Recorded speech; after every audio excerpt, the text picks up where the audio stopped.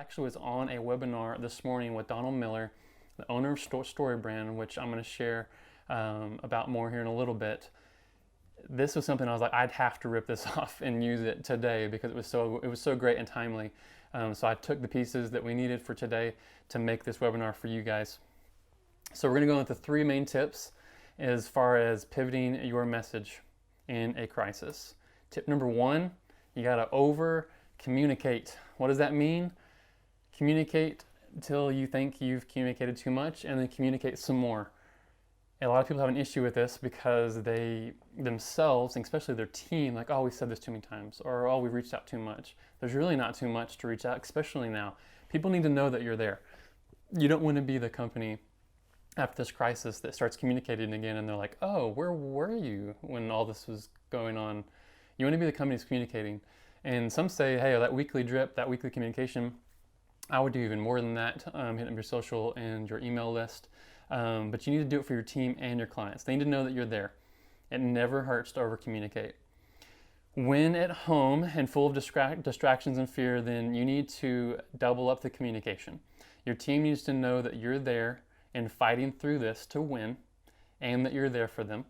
So a lot of people now, they're figuring out how to do this remotely. Your teams are all dispersed and they need to know you're there. So if that's a daily touch point on Zoom, a daily message you send out to your team, they need to know you're there and you're pushing through this to win in your business. And the clients need to know you're there for them, working hard to support them as well. So you need to over communicate.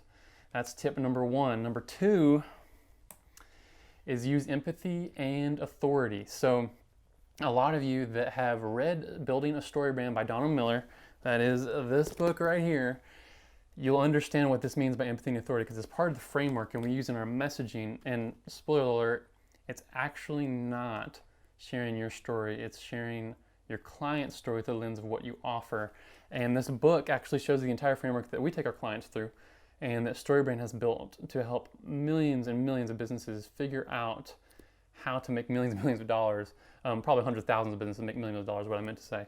But they have helped tremendous, especially ours too. And we've gotten way more confident in our marketing strategy for our clients due to this framework because it actually works.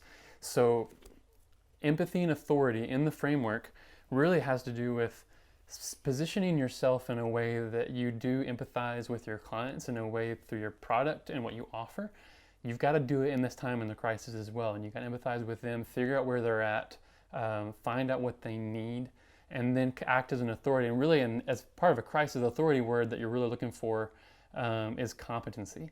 So competency that you're there, you've got this, you can handle it, and that you know what it takes to help in this time with your product, or to kind of even pivot and change up your product or your service to support your clients in this time of need. So tip number 3, you've got over communicate, use empathy and authority, and then craft these specific plans. So I'm going to go over these plans here, and there's a breakdown of this next section that if you do these things, that you'll position yourself really well in this time of crisis in your marketing strategy. And these 4 plans are, and then I'll go into them in depth.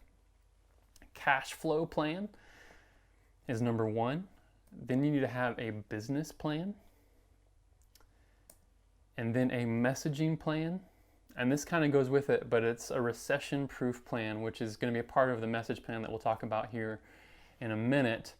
But let's take a break and do a giveaway. Mark, this is just for you, bro. Giveaway time. Man, look, it's right here, right now.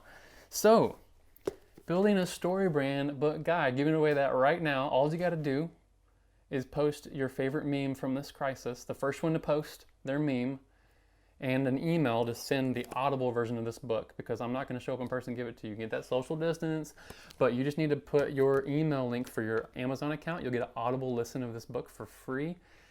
But you've got to put a meme from this crisis in there, because there've been a lot of really good ones, but it doesn't have to be my favorite, just the first one to post it. So when I see that pop up with a meme in your email, then I'll make sure you get this book. So, all right. Next, let's go into actually breaking down each part of these plans. So cash flow plan. I'm going to actually go through these because I have a hard time reading my screen, so I'm going to go through the points on these and then we'll talk about them. Communicate this plan with empathy and authority. Know when to tap into cash reserves, and determine how much money you need to make each day. So in this cash flow plan, really what it has to do with is a lot of open honesty with your team. And sometimes this can be hard with companies that have hundreds and hundreds of employees and different dynamics. You got to work with your HR team or whatever, but you need to figure out a way to communicate where you're at as a team, especially small businesses out there that are really getting hurt right now and struggling. You need to plan to show your team what you need to make and do to go into cash reserves. So you need to figure out a plan to communicate to your team that's basically saying, okay, here's where we're at, here's what we need to make each day in order to keep everyone working. Here's what we need, here's how many days we have left until that goes negative. Here's what we need to sell. Here's some new things we're trying to figure out. But the cash flow part, you need to be just open and honest with your team and where you're at. I think that's the best way to be. And this way people on your team will get on board with where you're at. They see your honesty. You know that you're there for them. And everything that you're doing to try to make this business work. And then let them know that, hey, they're going to make some cuts in this certain area, but here's how long we have to get there. If you can help us get there, here's what we need to do. Lay out a cash flow plan for your business and go ahead and be open and honest about the numbers. Let people know where you're at, what you have, and I promise you they're going to want to come alongside you and help support you in this time. So the next business plan, how are you going to make money? How can you repackage your product offering and give each team member a specific focus? So I think the best way to do this is to take a 90-day approach. And I know that right now we don't even know how long we're going to be at home. You know, we're saying April is gray and next time we're going to go outdoors is going to be May. So we're going to be at home for a while. And we've got to figure something out. So create a 90-day plan. We do this with our clients every 90 days. We restructure and figure out a way to present the next 90 days in a way that we can set some goals. So do that with your business. Create a 90-day layout for your business that shows, hey, here's where we want to go. Here's what we want to do. Here's here's the products we're going to sell. And then maybe you got to rework some things that you sell or restructure some of your products. Come up with something new. Now's the time to do it. Instead of if something's not working right now and you're getting hurt really bad, then you got to restructure. We've got one of our clients, Magdalena's in Fort Worth. They are an incredible catering company, massive in Fort Worth. I would say they're number one.